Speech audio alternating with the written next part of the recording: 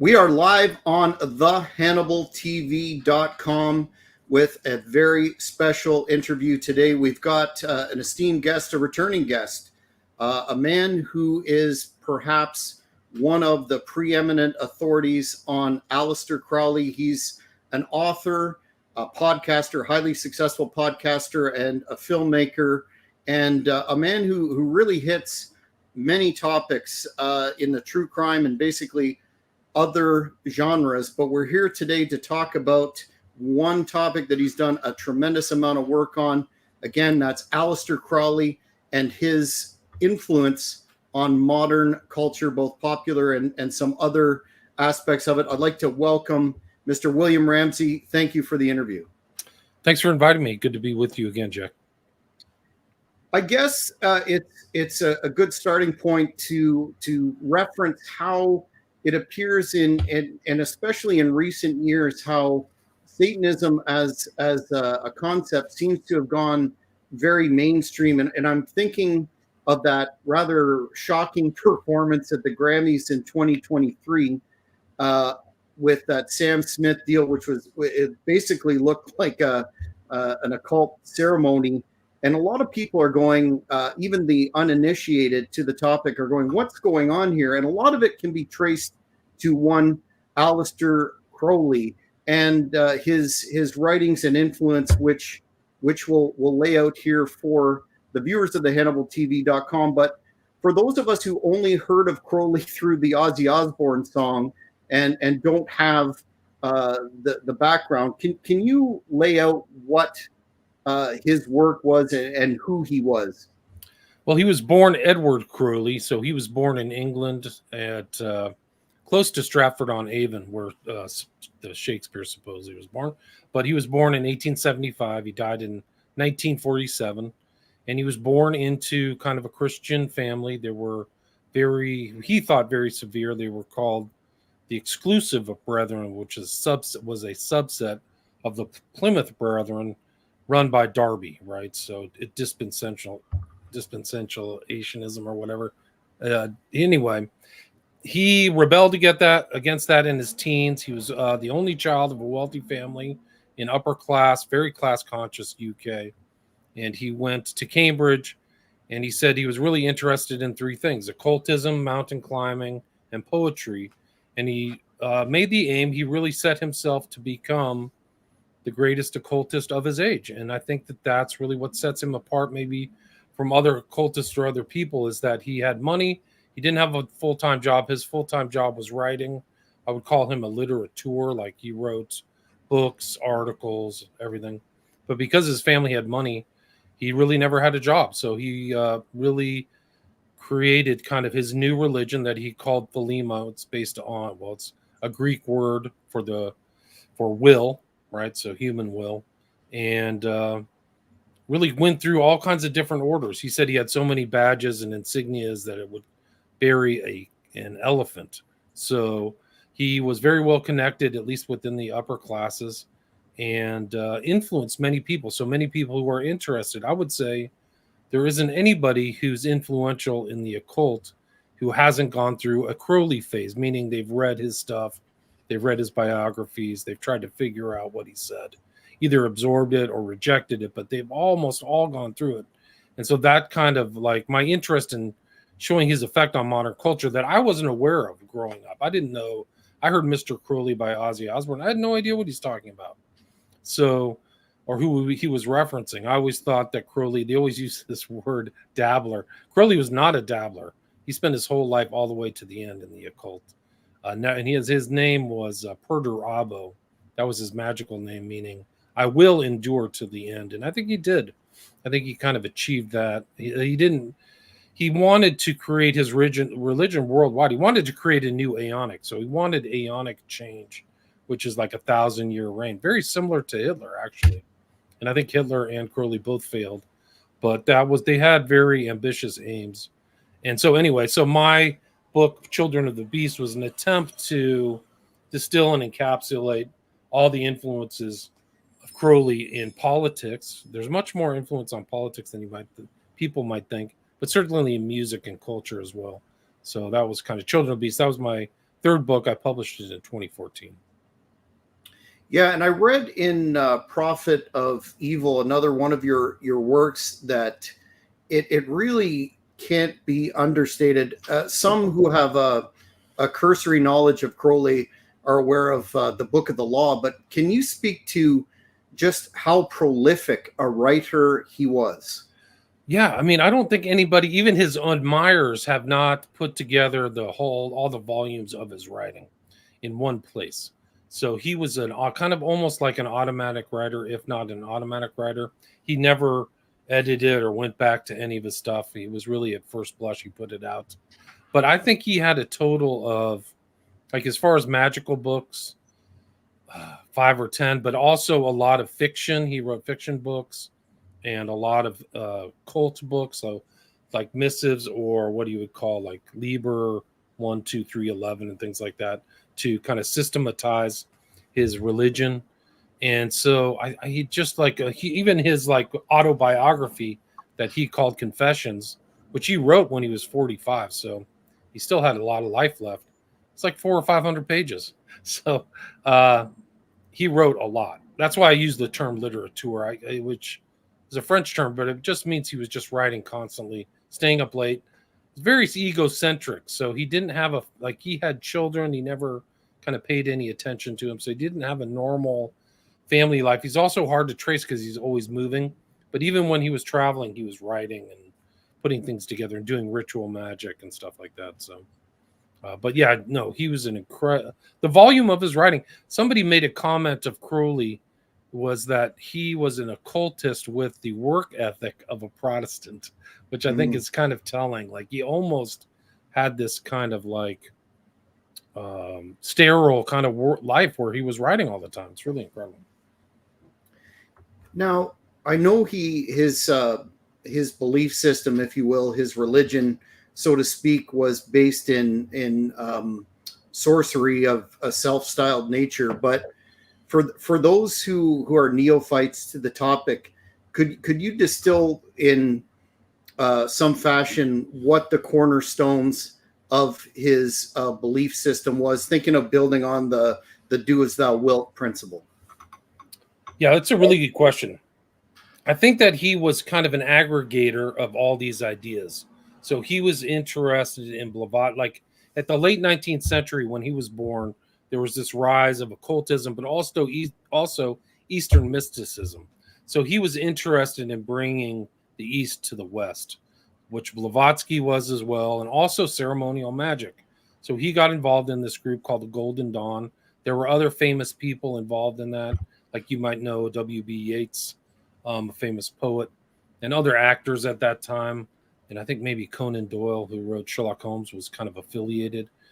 But so he would take this and then he would systematize it with all this other stuff. So he's involved in yoga, meditation, astral travel, and kind of incorporating it into his religion.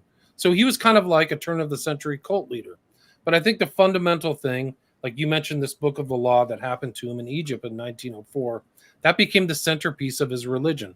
This received book that he said happened to him while he was in Cairo. And it happened, I think, over April 8th, 9th, and 10th of 1904. And he said that it was like a god was over his shoulder reciting this to him. And then it became his book. So this is like when he did his Gnostic Mass, which was kind of a play on the Orthodox Mass that he had seen in Russia when he was there in 1904. Kind of an interesting time to be in Russia. That Book of the Law became the centerpiece of his religion of Thelema. But yeah, so to kind of make a simple question, he was really a systematizer, a syncretizer of all these occult ideas, and he put them together into Thelema.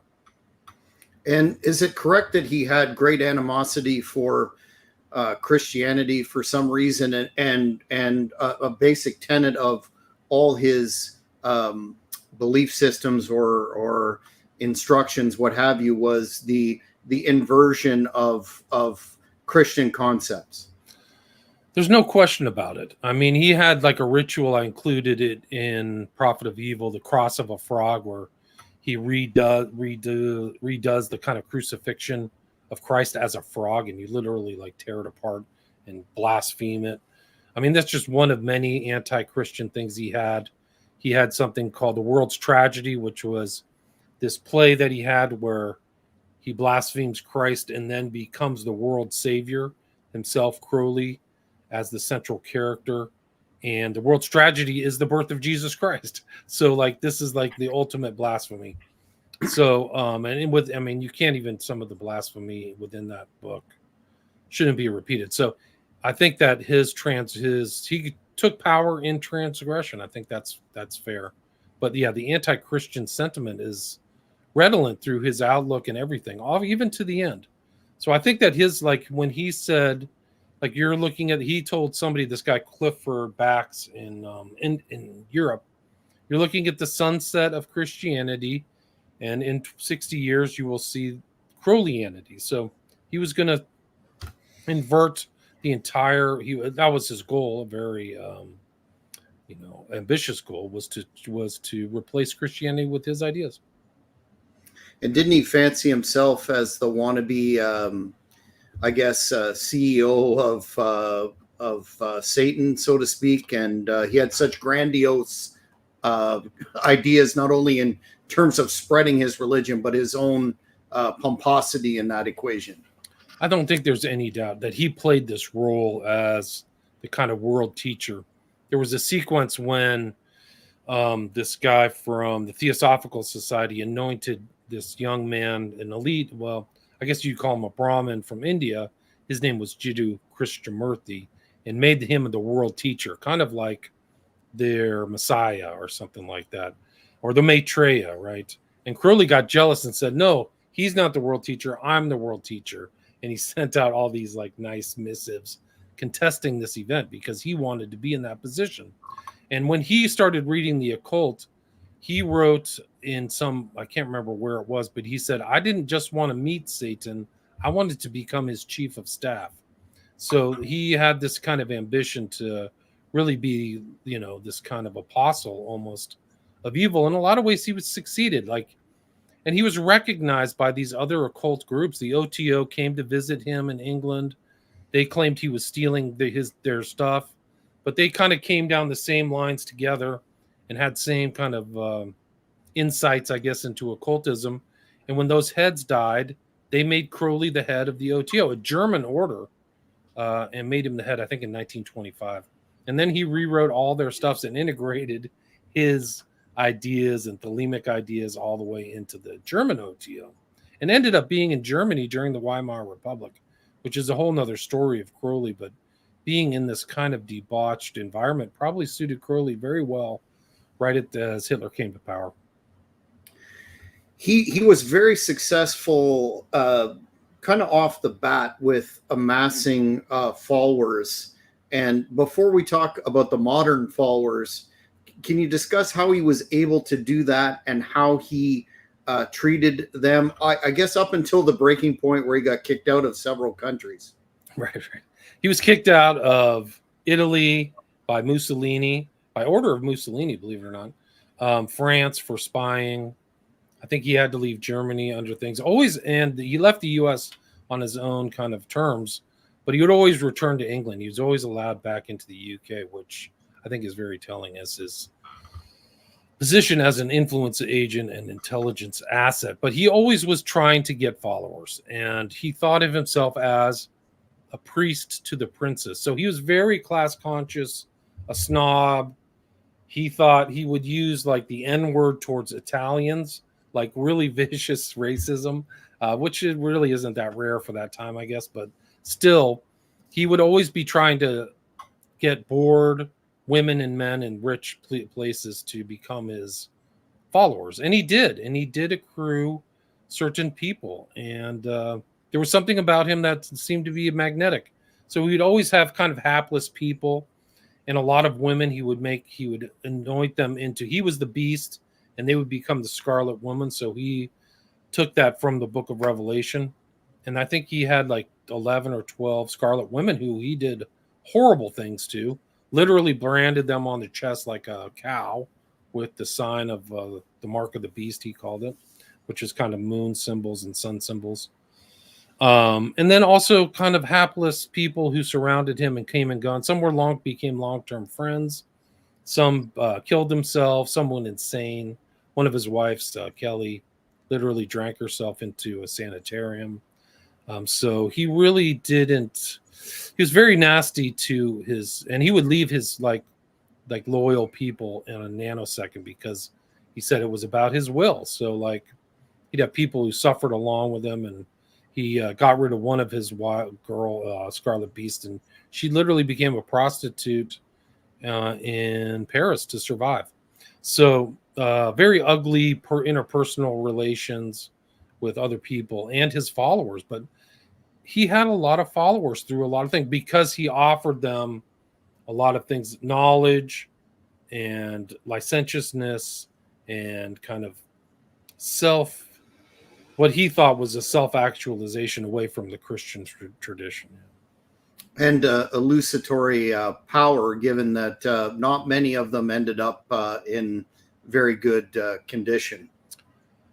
Yeah, I mean, it's hard to say how many people got success from using Crowley's technique, Crowley himself included, who ended up in kind of an old folks' home as a heroin junkie and went destitute, literally relying on money from the U.S. Believe it or not, his most loyal followers didn't even interact with Crowley. They were in Los Angeles at a kind of cult OTO connected place called the Agape Lodge. Mm-hmm. Which is interesting for some of the individuals that we'll talk about in more modern times that seem to have missed that aspect of the fact that you can't say with any definitive certainty that followers of him in the long-standing time frame profited in any way. In fact, most met terrible demises. I would say some. I mean, I think like a lot of people use that. L. Ron Hubbard was a fan of Crowley. And I mean, I guess if you want to say you're like a really successful cult leader, I would say that his knowledge of Crowley profited him, even though he ended up insane, literally gibbering, going room to room with uncut fingernails, like cursed, like an accursed person, or Jimmy Page, or maybe some of these other people who went through their Crowley phase, David Bowie. But a lot of those people, yeah, I wouldn't say, it's hard to say how successful their lives did. I guess it depends on what your definition of success is, I suppose. True. One of the central tenets of Crowley's work, if you want to call it that, or foundational premises, is the use of numerology and symbolism. Just in a basic manner, if you could discuss that and the relationship, I think, which is interesting in modern times, is the way that that's interspersed with the concept of revelation of the method. Right. That's a good question. So Crowley kind of absorbed kind of the teachings of the Mason. The Golden Dawn is a post-Masonic order. So you go through Masonry and then you go to the Golden Dawn. So he's absorbing all of that information and symbolism of Masonry, everything, black and white checkered floor, the places, east, west, north, south, all these things that the Mason, the aprons and all that stuff. But he also absorbed the notions from the Kabbalah. So he accepted kind of this kind of Jewish wisdom, supposedly, that came out through Spain. The Kabbalic tree of life, right, with the 10 Sephiroth, as a way of kind of looking at different realms or different kind of places of existence or whatever. But within the Kabbalah, there's this idea of gematria, which is that words have inherent power and can be broken up into numbers, either like a Greek word or an English word, and it corresponds. So this kind of a magical worldview is that numbers, events, dates, things correspond with each other, religions, and putting those correspondences together enhances whatever magical power or working you're trying to do, right? So you're trying to get something done on the date with the right numerology at the right time, so that enhances whatever action you're taking, or ritual. So Crowley kind of tinkered around, and there's actually kind of some of his scribblings on the backs of some of these magic things where he has tables of things. What adds up to 666? What adds up to this? And one of the numbers that keeps popping up in Crowley, I call it the primary number of his entire religion, is 11.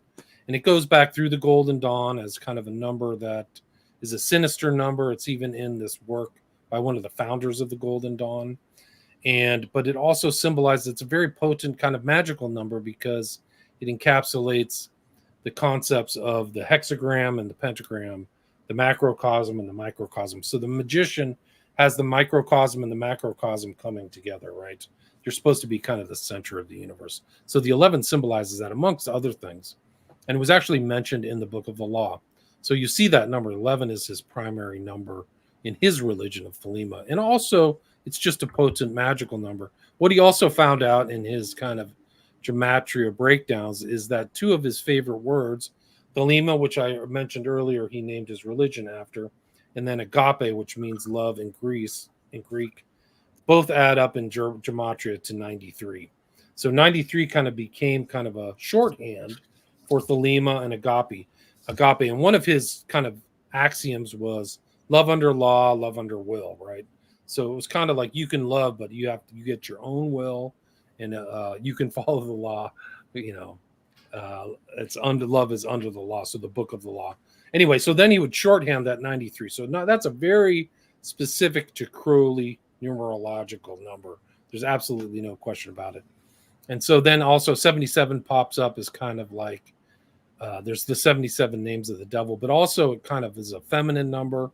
And you can see the Seal of Babylon in Crowley's, one of his magical books, and you see the 77s there. So all these numbers have like multiple references and meanings, which enhance their potency as a referential number, not as a inherent powerful number in themselves. They mean something, right? So you can see 77, 93, and 11. And then like he wrote all of his kind of magic and stuff were in Liber. So like a book 1, book 11, book 55, book 77. You'll see a lot of these things. So you're supposed to do these different rituals and practices and things like that. And there's some like literally reference child sacrifice, like Liber 66, right? So it's 6 times 11, 66. A lot of people don't know that. That's a lot of the occultists can get away with duping Christians or people who don't know because they just haven't read the right documents. But go read Crowley's Liber 66. Anyway, 175 was one of his rituals, like which god do you adore? And if you look into kind of the occult literature, it's used often in the reference to the worship of Lucifer, this kind of adoration, almost like a perverse version of the adoration of the Magi, right? When Christ is born and the 3 magicians come from the east. So you'll see that. So then you kind of transpose that into this event of 9/11 that happened on September 11th, right? The 11th on 2001. And the first plane that we just had the 23rd anniversary. So the first plane that hits this huge 11 in the sky, right? The Twin Towers are an ideogram, right? So that's what Crowley wrote as well, as like the 11s are an ideogram representing duality. And that's the whole thing of like, you're supposed to bring dual things, almost like syncretized, like thesis, antithesis, synthesis, which is actually in philosophy, but it's from magic. It's actually from, that guy took that from a magical treatise, and it became enshrined in Western philosophy in a strange way. Anyway, so all these 11s are around September 11th. George Bush Sr. had his famous New World Order speech on September 11th, 1990, 11 years to the date of 9/11. And it shows this kind of long-term planning. And George Bush and Skull and Bones and Bohemian Club and all these occult things that they're involved in that people know about and don't know about, kind of define him. And his wife is, pretty good chance she's a lineal descendant of Crowley. Therefore, George Bush Jr. is a lineal descendant. And that's kind of how these guys, like the very elite, it's all about bloodlines and things like that, and who they're having. They don't worship. They may like each other, but the bloodlines are very important. Whereas maybe somebody else is like, oh, this person fits the profile of what I like, and I'm in love with this person because of whatever characteristics they have, Instead, like the kingship and these kind of elitists operate on a different level. Anyway, so that's the kind of just to answer your question, that's the numerology. And the symbolism, there's all very common symbology that goes through occultism from Eliphas Levi to Crowley to the present. Sphinxes, bees, lightning bolts up to Harry Potter. So all this stuff, owls, right? So it's he was part of it. And one of the strange things too about Crowley, some people don't know, is that he was friends with and influenced witchcraft, modern Wicca. He sold kind of like an initiation to Gerald Gardner, who's known to be the head of kind of the Wiccan movement. There are two big witches in the 20th century, and one is Gardner, and the other is Alexandrian. So Crowley's influenced that as well. Yeah, you touched on writing, which is kind of to fast forward into more the modern era, so to speak.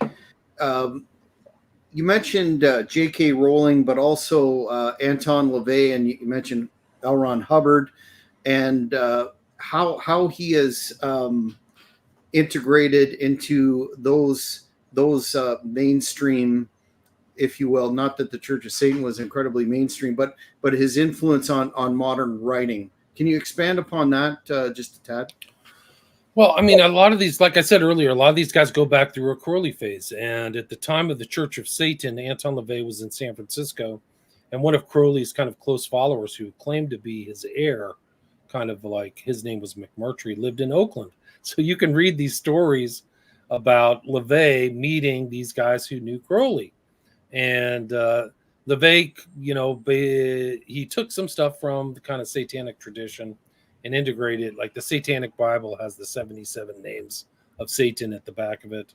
So he integrated certain stuff, but he claims that LaVey claims that his version, he has a non-literal version of Satan. Like it's just a concept. There's no real. Crowley didn't have that. This being who basically dictated to him the book of the law, was later, he reveals in Magic and Theory and Practice, is the devil, right? The version of the devil. So so you see that, for example, this kind of influence. And like I said, the certain people absorb Crowley, take stuff, become Crowleyites, or they just kind of branch off. And LaVey was one of them. Hubbard was a very close friend of Crowley said he was his most influential follower. His name was Jack Parsons. He was in Southern California, in Pasadena, and kind of like the nicest part of Pasadena, I think it's called Orange Grove Street, which used to be really mansions, like huge mansions, like 10, 20, 30 room mansions. A lot of them have been torn down and replaced with apartment buildings. Hubbard was in LA after the war and associated with Parsons, stole his girlfriend, ran off with his money. Crowley writes about it. So Hubbard was very knowledgeable about kind of the Crowley system. And his own son, Hubbard's son, who changed his name for his own personal safety, said that his dad would sit around. There's actually audio of Hubbard mentioning Crowley, talking about Crowley. And I have some of that in my book, Children of the Beast. But his son said before his earlier discussion, so there was Dianetics, I think, was 48, and then Scientology came out in 50. Those earlier talks, the son said when, his dad would have literature from Crowley and being inspired by it. And it makes sense because he created kind of his own cult and syncretized it with this new ideas of mind control and social control, behavior science that Crowley didn't have access to, but also this same kind of like grade system, almost like a very elongated grade system. But he kind of solved one of the problems that Crowley had, which was a lack of money. Like he didn't have an income from his books. Like for all that he wrote, he didn't really sell that many or sell that much or make that much money. Hubbard inverted that and turned his system into a cash cow, and very powerful, and a lot of mysterious deaths and things like that, kind of like Crowley. Like it wasn't people, like if you left, you became kind of like an apostate, and they would go after, Scientology would go after you. So those are two kind of examples of Crowley's influence, I guess, on modern literature. And the follower, the kind of peel off from LaVey is Aquino, who started Temple of Set. And so you just kind of see this a genealogy or like a family tree of Crowley branching out and influencing so many people that we know of the 20th century.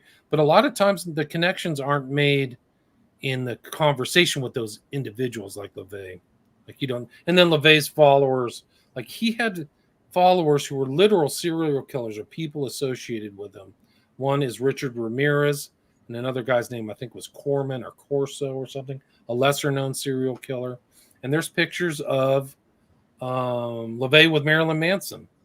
So you see Crowley's follower to LaVey to Marilyn Manson. It's there. One of the more interesting aspects of some of your work that you've highlighted is the much celebrated birth of the counterculture in the 60s with LaVey, but also Hunter S. Thompson and his connection to Crowley. Can you briefly summarize that? Because I think that's important too, considering how revered he is amongst current Hollywood types such as Johnny Depp, etc. Right. I mean, that's another weird story. I think that he had some very strange connections. I mean, he was apparently mentioned in the Franklin scandal. There was that book about him and all of his strange taste, his drug usage. And also he was in the hate around the time that Manson was there, who also was associated with the process, who knew Crowley. So how much it bled over to Thompson. He's made some very strange occult statements in his books. So that's one thing. Another influence really that directly ties back to Crowley is Timothy Leary, another member of the counterculture. Yes. Arthur Clarke, Kenneth Anger, who was really kind of a Crowley, true 100% Crowley follower and called himself a warlock, who lived with Bobby Beausoleil of the Manson family at this place called the Russian Embassy. So all these guys there's like a weird moment in 60s history in the counterculture in the Haight-Ashbury where all of these influential people are literally a stone's throw away from each other. It's unbelievable. Process Church, Hunter S. Thompson, Manson, Leary, Jolly West, Leary's around, Beausoleil's around, Anger. So they're all a lot of them had Crowley times, and a lot of Manson's knowledge of the occult was far greater than a lot of people. A lot of people overlook these things. They overlook. Manson was clear. He walked, according to Bugliosi, Manson walked into a Scientology office and said, I want to get training. This is what I know. And they said, we can't give you any more training. You know it all. You're clear. And he learned that in, jail. So these things, a lot of the emphasis, and it's not a dig on other historians. Maybe their focus is something different. They're more interested in the occultism, or not the occultism, but the crime itself, or they're gunning for a publicly acceptable, fashionable true crime book or something like that. So they overlook some of these strange connections in the process, and the process ties Polanski and Tate to Manson, to a lot of these guys. I mean, it's really something else. I think it's hidden and it's not, the connections haven't been made. And the Process Church, like the number 3 guy's name was Timothy Wiley. He's passed away. The number 1 and 2 were Scientology breakoff members who were declared suppressive persons, right? So that you can trace Crowley to Hubbard to Grimston and his wife at the time, to Wiley, and Wiley flat out said, we went through a Crowley phase. We absorbed Crowley. And so they just went through that. So the Process Church is really unrealized. And I mean, it's incredible. There's been incredible research by some people who've tied them all the way up to the Best Friends Society. And those same people who were involved in the 60s and 70s are still, they're passing on to judgment, I guess I would say, but they are associated with Best Friend Societies in Kanab, Utah. Yeah. Yeah, you mentioned Polanski, and that was kind of the other area I wanted to have you speak on, and that's just the sheer volume of uh, films, Hollywood products, and otherwise that have been clearly influenced by Crowley, starting with the Polanski and Rosemary's Baby up to that horrendous Johnny Depp film, Ninth Gate, that I saw many years ago and didn't. I just thought it was a bad film. But the occult and Crowley definitely has a huge footprint on Hollywood, correct? Yeah, and you'll see characters with the last name of Crowley around.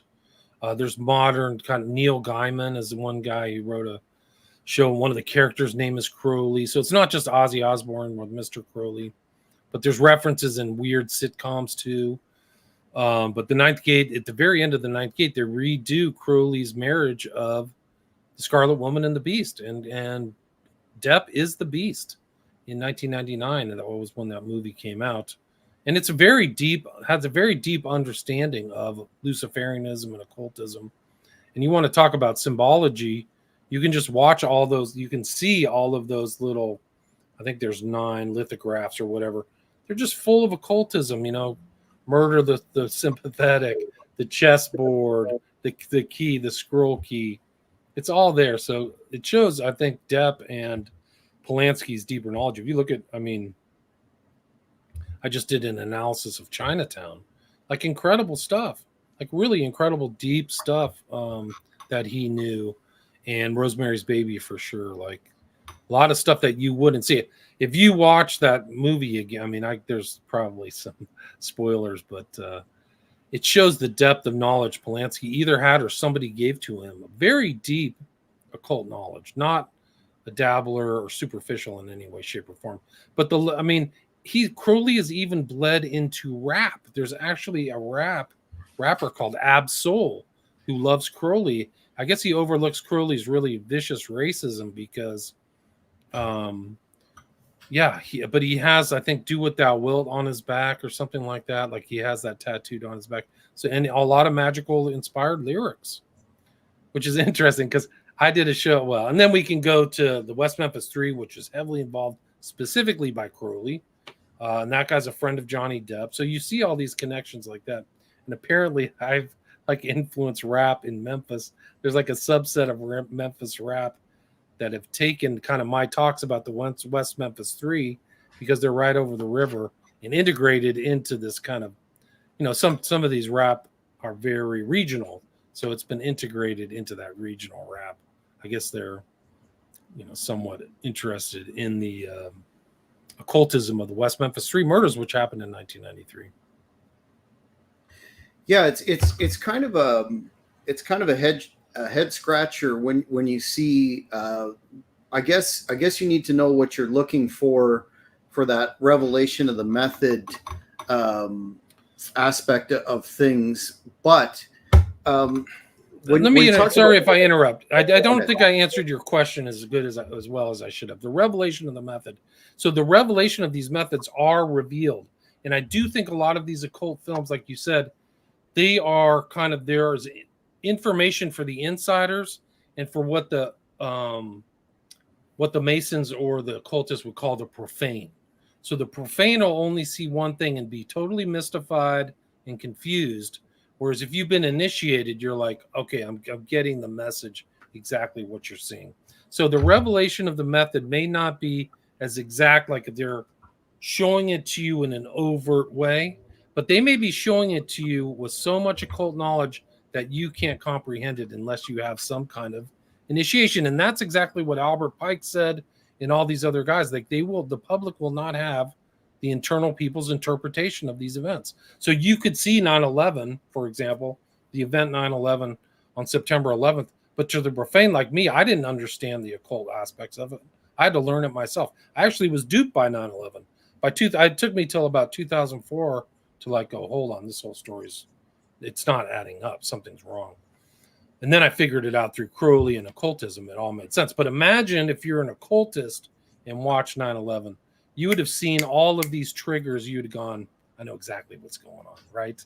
So it might be an adjunct to the the concept of revelation of the method, where the revelation is given to the insiders and the profane are left out from the proper understanding. Much like 2001: A Space Odyssey. Strange date to have 2001: A Space Odyssey as 2001. But if you look at the monolith, which is emulated through the Georgia Guidestones, right, is a total monolith. There's the Millennium Tower right next to 9/11 is a total monolith. The monolith in 2001: A Space Odyssey, according to Arthur C. Clarke, which is why I included him into Children of the Beast. Do you want to know how tall it is? Which isn't stated in the movie. It's 11 feet tall, right? So it's the number of magic. So if you kind of keyed into Arthur C. Clarke's work, you would look at that a different way. He was a stone cold pedophile and a member of NAMBLA, was exposed and covered up,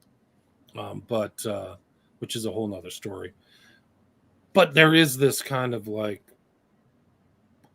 connection between pedophilia and Crowley too.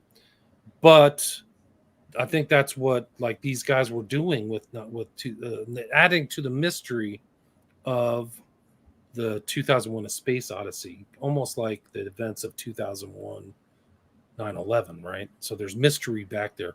It's intentional. Mm-hmm.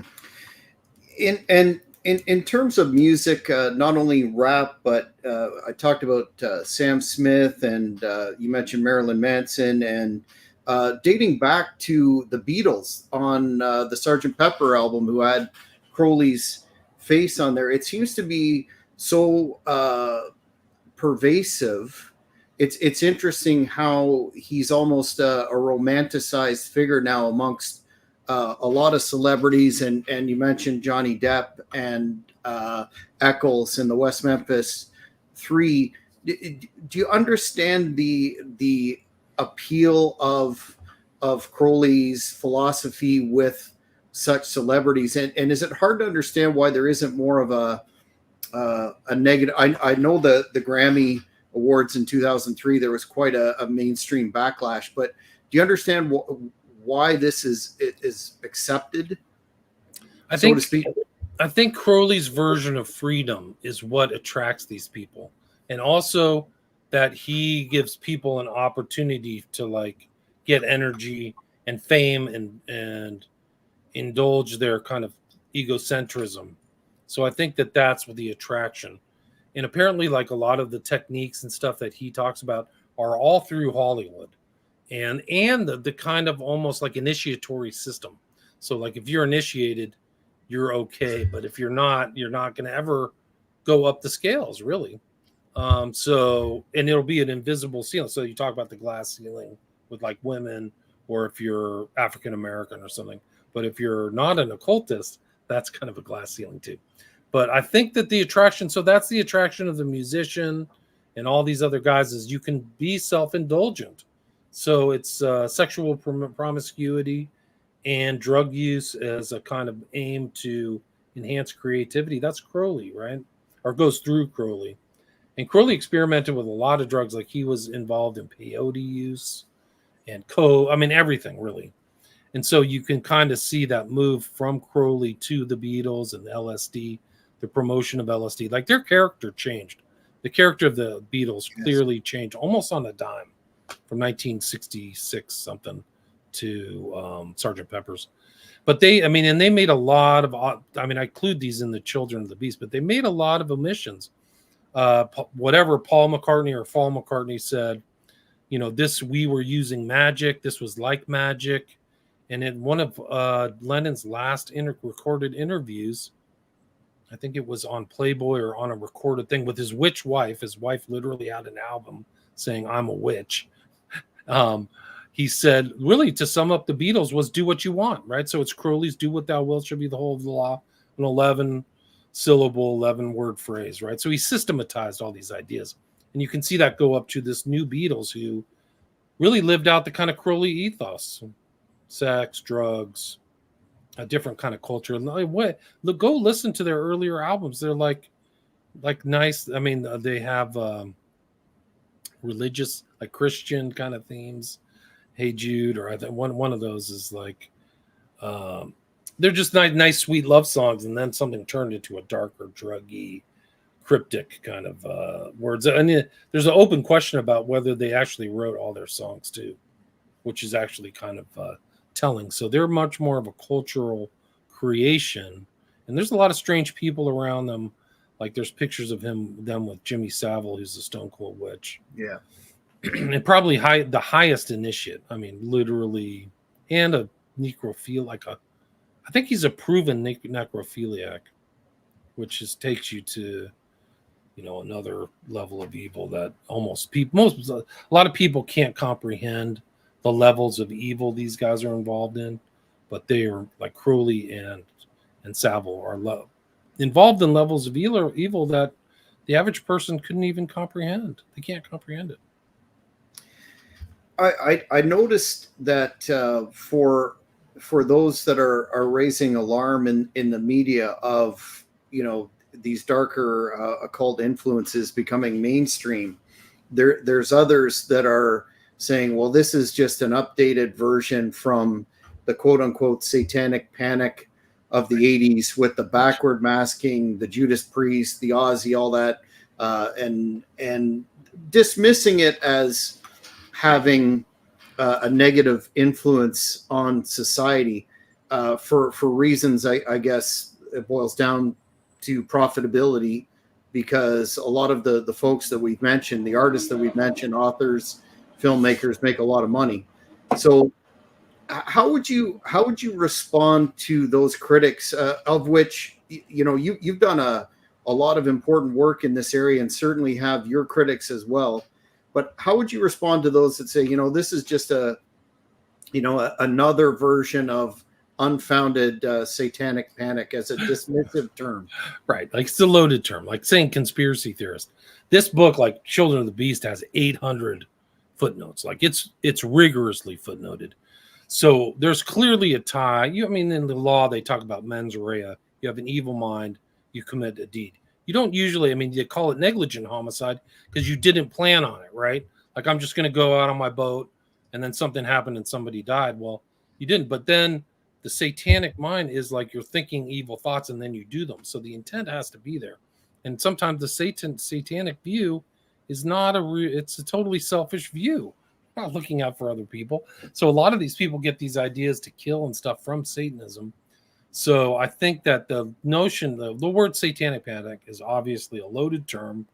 It's meant to to prevent people from analyzing things, prevent people from making connections between the ideology. And most of the time when I hear that word used, it's by somebody who's in the occult. So I think that the real thing is that somebody who's not in the occult or Christian or cares about other people will say, hey, these are terrible ideas. They lead to bad outcomes. And in my book, Abomination, I include like 10 or 15 cases. I could write a whole nother book on satanic crimes because they're real. And there's a correlation between the occult and criminality. There's no question about it. So anybody who uses this term, satanic panic, is ignoring these factual correlations between Satanism and bad outcomes. Richard Ramirez is a perfect example. A stone cold Satanist, wrote pentagrams, raped kids, was a total pedophile. They leave that part out of the story. Like used to go pick up random kids and rape them, and then killed random people as the Night Stalker, and said he liked it. So there's a correlation there, and like I think his correlation to the Church of Satan is factual. Like it's like I think the book or author is Corso who proved it, and it conveniently overlooked. So I think that you have to ask why people are overlooking these connections that used to be made, and that's one of the big mysteries about the West Memphis 3 is why aren't people making these obvious connections? What this information is in the court record, they're acknowledging it, but then it's glossed over, and you have to ask yourself what's going on, what kind of gaslighting, what kind of lying. And some of these crimes are committed for satanic purposes. So to say satanic panic is stupid. And you should watch, like you could read very scholarly works like the Witch Hunt Narrative. I can't remember the author's name, but like he goes in, some of these guys are flat out witches. Like that's what they're doing. That's their worldview. And to say there's no like witchcraft or Wicca is absurd. Like that, apparently that's the number one religion now among high school kids or girls in Los Angeles. It's not Christianity. It's witchcraft. Yeah, and just as a little bit of a deviation, the last time we spoke, we talked about your work on the smiley face killers or homicides, involving water deaths, and without a doubt, there appears to be some strong correlation from an occult aspect to these offenses, but. Riley Strain was a case that you covered extensively and raised all the hallmarks. Just to update the audience that caught the last discussion we had, has there been any more of a coordinated effort or response to these crimes? Are they starting to cooperate amongst jurisdictions, to your knowledge, or are we still downplaying it for reasons that we can debate?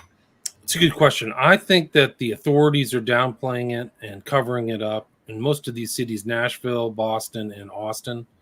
However, it's beginning to get more focus. More focus is being made by other really skilled journalists and people researching it have obviously seen these obvious connections, these obvious patterns.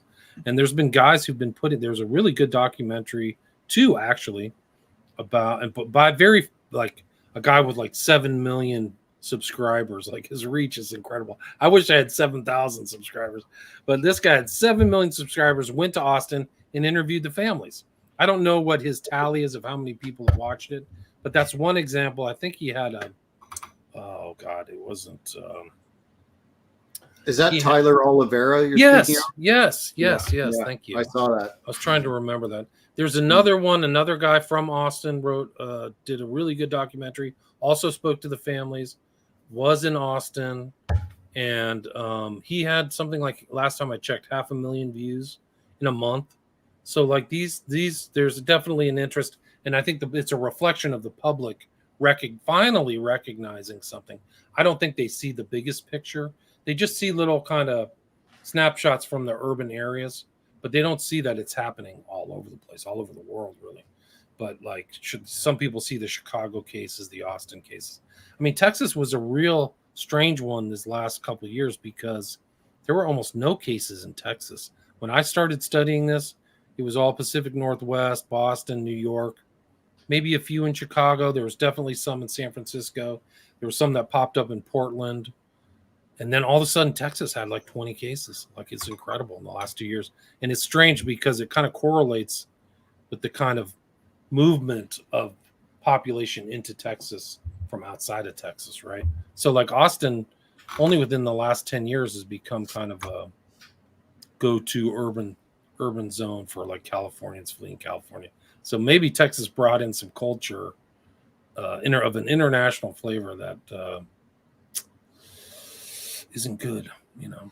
Yeah, I was hopeful with all the national press on the Riley Strain case that they even seem to be not to the level of detail that you do, but they seem to tacitly be acknowledging that some of the forensic didn't match up. Didn't add up with the story. And I'm thinking, is this going to be a breakthrough moment where law enforcement, the alphabet agencies in the U.S. coordinate, and it doesn't appear to have played out that way, at least yet? It's like it's Chinatown. I think they're covering it up. I think something's going on, and it's being covered up from the very top. I really do. I think we're in a super corrupt phase, days of Noah levels. And I mean, it correlates with the wanting to kill a president, like a presidential hopeful. Like, there's no desire for peaceful transference of power. So you see, and the interesting thing is both of those things were going to be filmed by the perpetrators, right? So what's going on with these guys? People have alleged they're being filmed as well. But the Riley Strain case still has troubling aspects. Nobody saw him go into the water. No water in the lungs at the first report. Where's his phone? Why are his pants missing? Why are his boots off? And the explanation, Where was he for 2 weeks? They're searching the water. You're saying that all of those divers are morons and incompetent for not finding his body where it was, when they do these searches that are they're like systematized. They're not done like, okay, let's go get a 6-pack and get some scuba gear and go out and fart around. They're like laying down wires, calling the wires, checking things off, looking for small things. They never found his phone. Where is his phone? And that's the similar thing, MO, of all these cases. The phones disappear or they're crushed right on the site. And who do you think these people, before they disappear, go, man, I'm going to disappear, break my phone? Like, it doesn't add up. And a lot of the analysts like Coffin Daffer and I think Wood was the other one, they just chalked it up to a guy going to relieve himself and then falls in the water and accidentally drowns. It's so dumb. Like, again, I can't even believe that people believe that crap. Well, we're approaching the end of the hour, William, but I want to close with your answer to this question. Why is it important, in the face of naysayers who say, well, you know what, this is just it's just a movie. This is just a TV show. This is just a record, music, what have you. Why is this important to talk about, given the fact that when one does, as we talked about the Satanic Panic pejorative term before, why is this important to bring this forward and continue to scrutinize moving forward? These are dangerous ideas. There's susceptible people out there.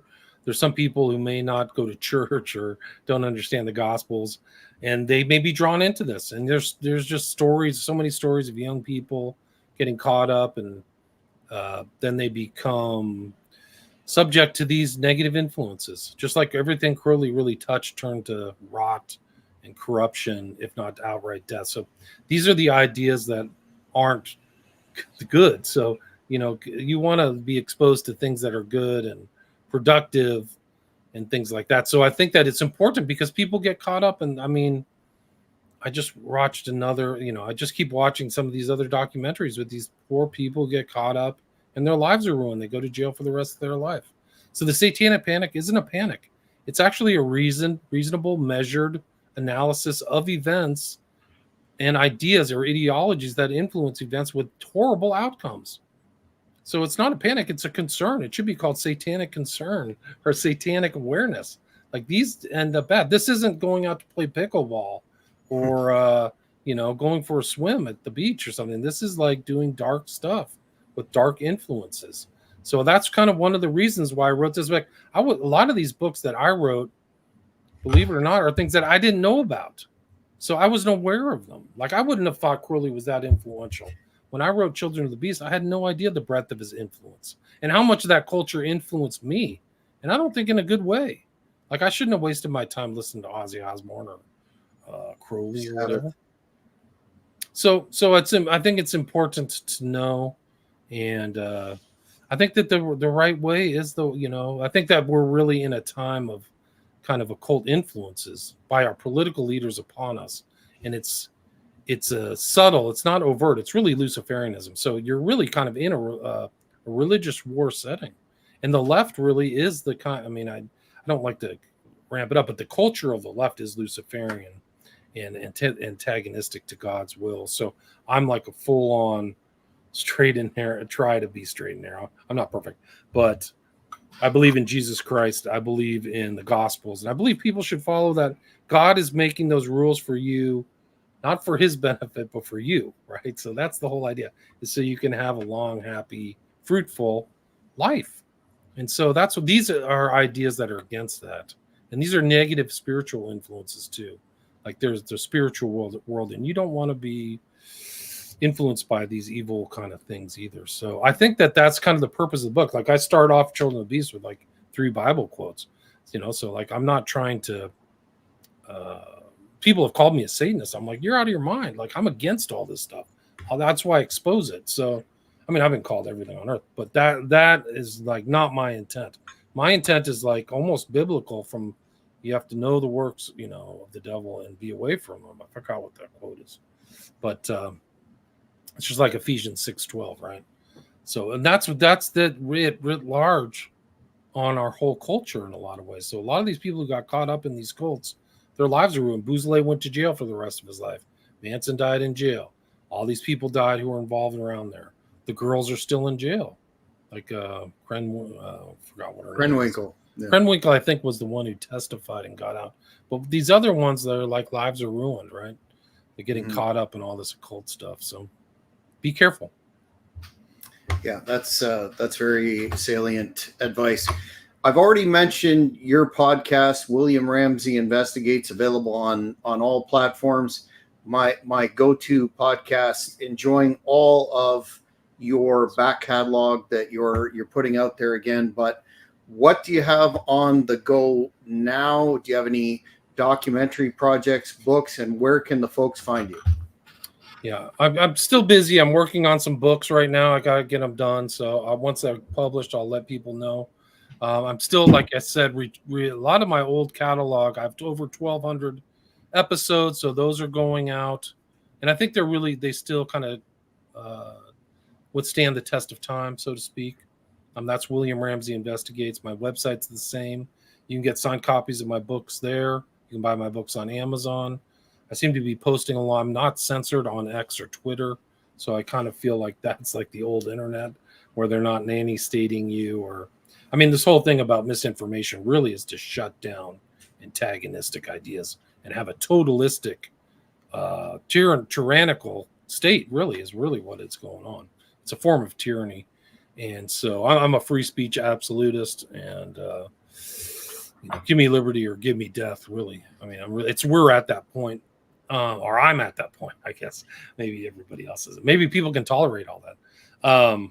They're not the same people who started this country, if you can tolerate that. That's for sure. Yeah, so there's a lot of stuff there. And I think, what else am I working on? Oh, I'm kind of like working on, I did a lot of reading into Cormac McCarthy and the Borderlands. And I posted a book called My Confessions by Samuel Chamberlain, because the border is now going to be everywhere. So I think it's important to understand that we're back at that place where we might as well be. I mean, we're getting close. It's not there yet, maybe, but where you're at the Wild West, going down the street and going to get, groceries. So people need to really ramp back up, because the police may not be there, and you may not get justice through the courts. Honestly, if you have a communist judge or some of these other people who are looking at things differently, the justice system is corrupt. I mean, like anything corruption, it corrupts from within. So people have to be careful, but it's important to understand how people survived back in the day. And because as a lawyer, I mean, I'm saying this as a member of the state bar, as the legal system degrades, you're going to have to protect yourself. And so don't be dumb. Don't be caught flat-footed. I would prep now, honestly. Well, William, I really appreciate you coming on again, and recommend the fans of true crime and a myriad of other topics check out your excellent podcast and other works. Thank you for joining myself today. Jack, thanks for having me back. Great to be with you again. And thanks for the invite. I appreciate it. Well, that's it for this podcast, fans. If you haven't already, please subscribe to thehannibaltv.com and like these videos, and we will catch you next time. Take care, everybody.